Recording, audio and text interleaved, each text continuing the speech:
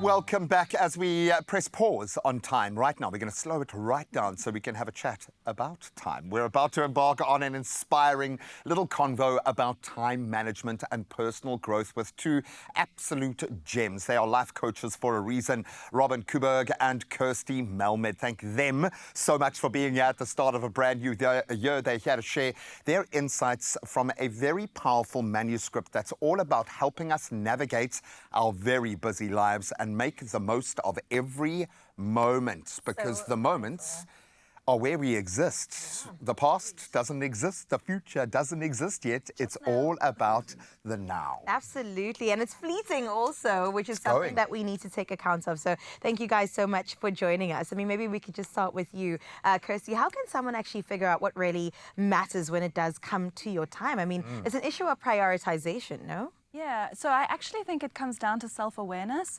and really getting to know yourself, because we just kind of go through life with our blinkers on, and a lot of the time our time is given to other people.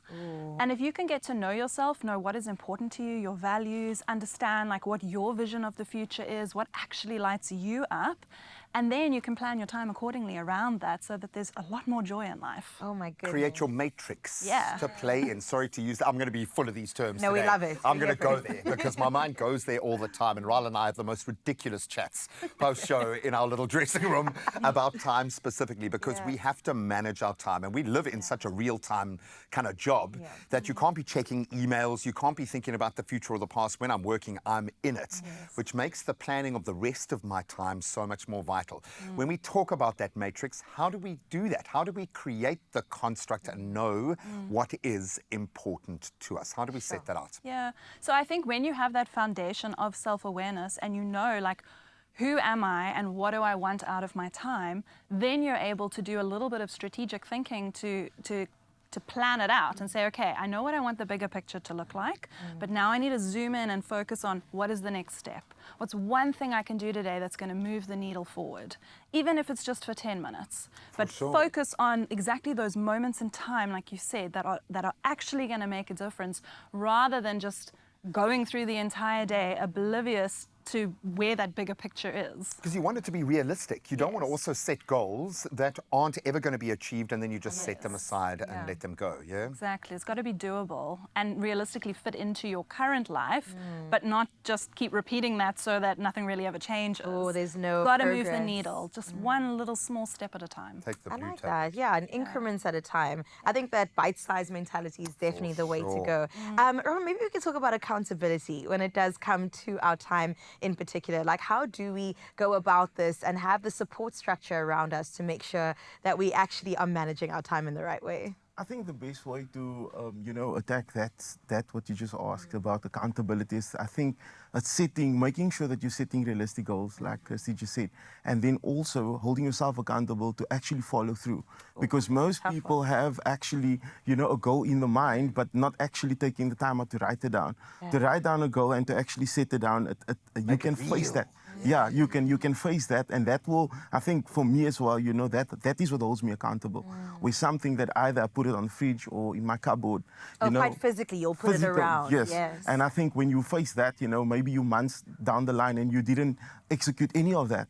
You can actually, I just tell my kids, I tell my son what my goals are, and then every morning he just reminds you. But he's become so goal-orientated as a result of that, because he's achieving what he's setting out to do. So now he believes. So whenever I set my mind on something, he's like, okay, let's put it in the roster, baby, and we'll do that. I love that. Brilliant. What generally stops us in your field of work? What are those big barriers to us following through?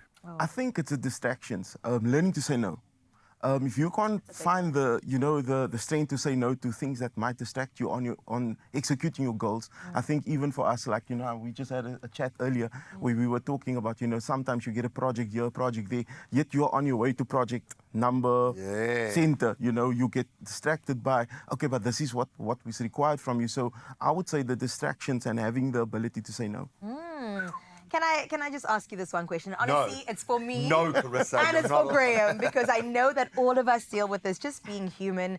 When it comes to motivation, at this time of the year, we're all on it. Yeah, man, you feel the well. Couple months down the line, the motivation is gone. So how do you actually maintain motivation or even spark it up?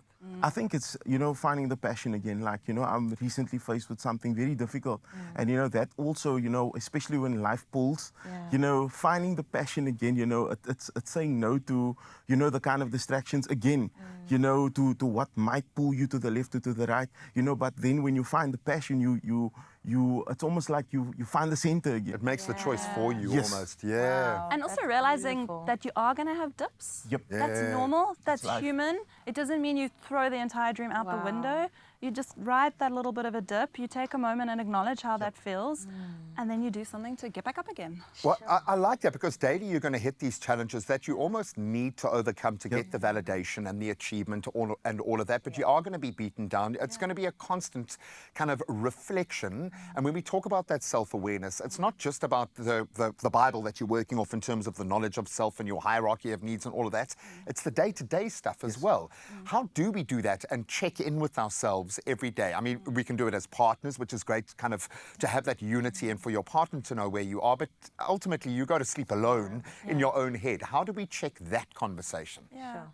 And I think knowing yourself and how you best do that. So for some people, like myself, I need to be in conversation with other people. That is how I best learn and reflect and make sense of things that are going on. So for me, I would need a coach or a therapist or a friend or a partner or a group of people that I can bounce ideas off of and do this work with. Think it out loud. Exactly. Yeah, Other understand, people, they love journaling, they love Yeah. self-reflecting. Like don't give me a piece of pen and paper. Like, to sit. I'm not going to I do literally it. saw you tearing up the paper, just throwing it away there. No, I'm never going to do it. But for some people, they They love thrive that, off of and that. that's going to be the thing for them. So like journaling and that kind of thing.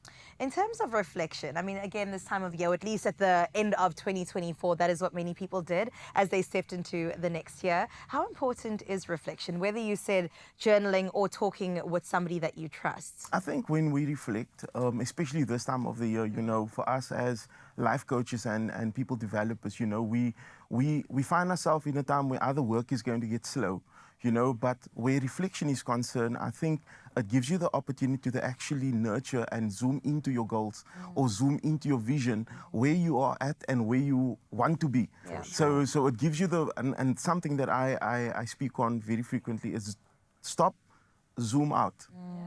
Sometimes we like to do it on the camera, it does it very well. To get the full picture. Yes, and sometimes we find ourselves scrolling too much, and we don't take the time out to actually stop and zoom out. I like that. Okay, I want you guys stop. Okay, I was going to say zoom out, but don't zoom out. I want you to zoom in because you're going to see something beautiful in just a second. In fact, you can do it. Okay, these two will be back to continue to chat about time in just a moment, in another moment. But now I want you to zoom in on this in 3, 2, 1.